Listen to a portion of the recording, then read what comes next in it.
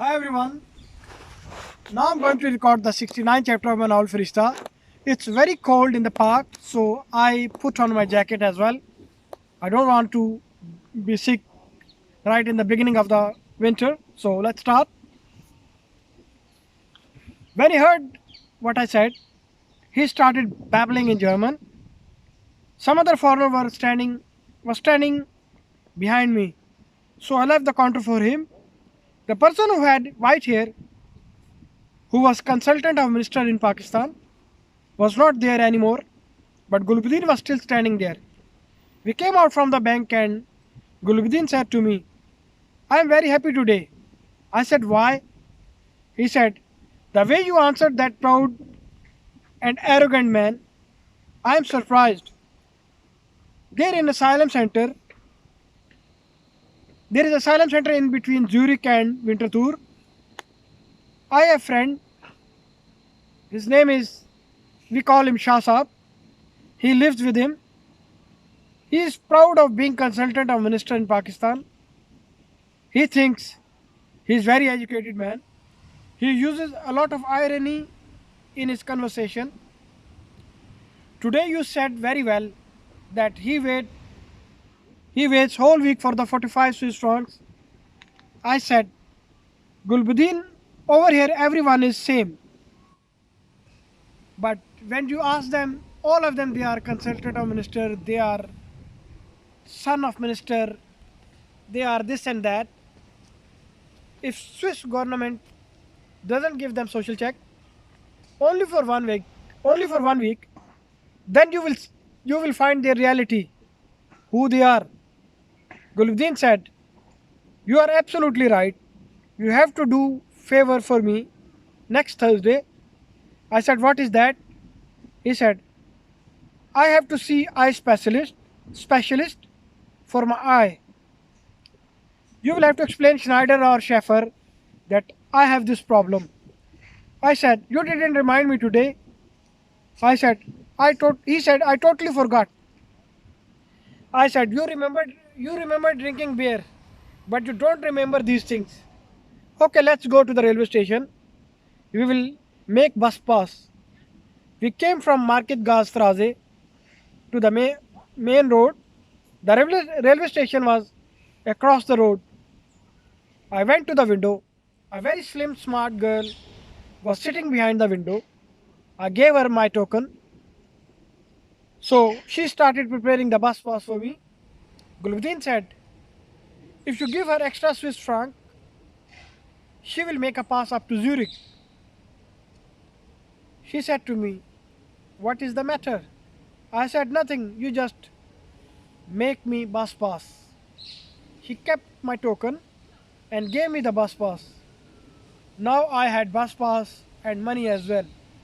Gulbuddin said to me, if you give me 15 francs, then I will buy 1 week food stuff.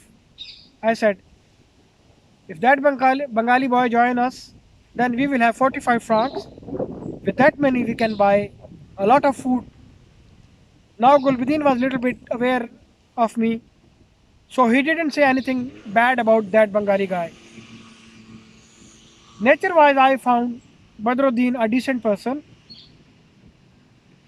We were sharing refrigerator together.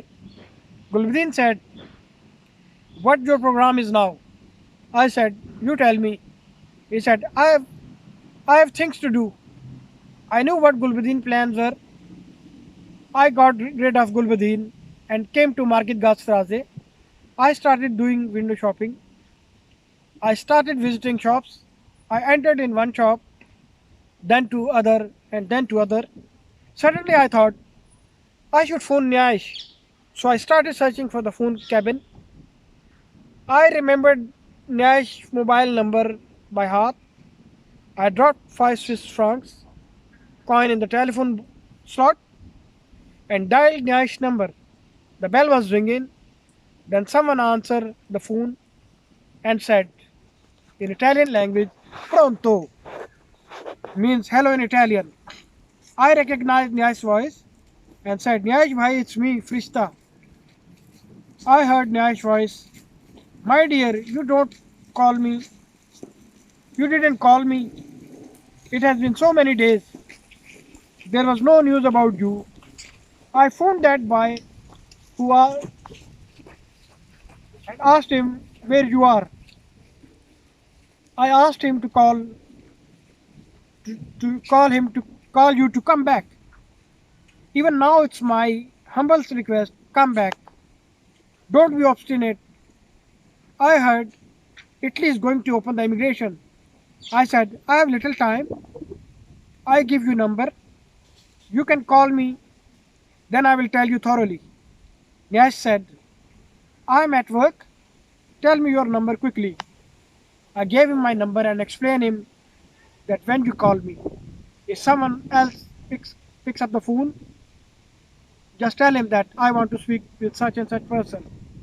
After calling Nash, I started roaming in the streets of Winterthur. Then I thought, why should I not go to the asylum center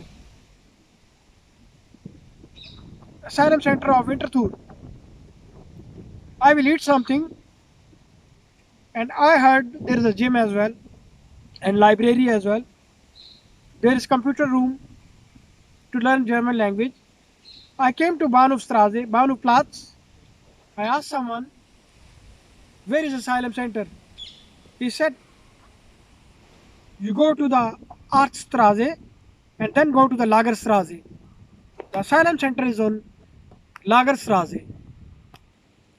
I crossed the road and started walking on the road which he indicated me. On one side, it was Technicum. I asked one pizza vendor. He had mobile van and there was clay over inside the van. The van was fully equipped with material for making pizza. Italian flag was waving on the van. He had fair complexion and he was very fat. He had big belly and he was wearing white apron. He was carrying a long stick which had some round iron thing. It was written in Italian language on the van. I make pizza on wood fire. As I asked him in Italian, so he looked at me weirdly and he smiled. Then he said, the next road is Lagerstraße. The Lagerhaus is in the corner. I started walking on the Lagerstraße and came to Lagerhaus. Lots of people were standing outside. I entered inside. On the entrance, there was corridor and many posters and newspaper cuttings were pasted on it. There was a small cafe bar. Few people were sitting inside. There was one computer in the cafe. Some internet user was sitting there and he was deeply busy using internet. Next to him, a guy with shalwar kameez was standing. As he saw me, he said, Pakistani? I said, yes, I am Pakistani. He said, it has been so long that I am standing here. I have to check something on computer. But this boy isn't leaving the place. Where there was bar, some African girl was standing and serving customers. I think she was from Somalia. I asked her if I need to use the internet, what I would have to do. She said, internet is free, but the keyboard isn't working properly. It's very difficult to use it. I went to that boy and said, leave the place, it's my turn now. He didn't understand what I said. I touched his shoulder and indicated him to leave the place. He showed his angriness because he didn't like it. A boy was sitting in the cafe bar, must be 25 years old. He came to us and said, what is the problem? I said, the boy is using internet for such a long time. We need to check something as well. He said, I work for Lagerhaus. Let me ask him to leave the place. He asked that boy to leave the place and he left the place unwillingly and looked at me very badly. Now that man with shalwar kameez occupied the place and thanked me.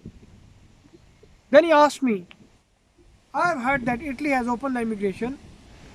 Do you know any site where I can check if that is true or not? I said, open Google search engine, and write Stranieri in Italia, the foreigners in Italy. This is the best site to know about Italian immigration. He tried his level best to write down, but this this site, but he didn't succeed. I said, let me try. I opened Google search engine and wrote Stranieri in Italia. The site was opened. The net speed was very slow. He said, this is in some other language. I said, it's written in Italian. Your information is correct. Italian government is thinking to open the immigration. He said, do you know Italian? I said, I can manage. He said, I came to Swiss with a lot of hope, but now I want to go to Italy. I said, why? He said, in Milan I have a boy from my village. I will go to him. The problem is crossing the border. I was going to say something to this stranger, but all of a sudden I thought, and I remained quiet. Then I said to him, you sit here and I'm just going to see the gym. The gym was in the basement. I went down through stairs.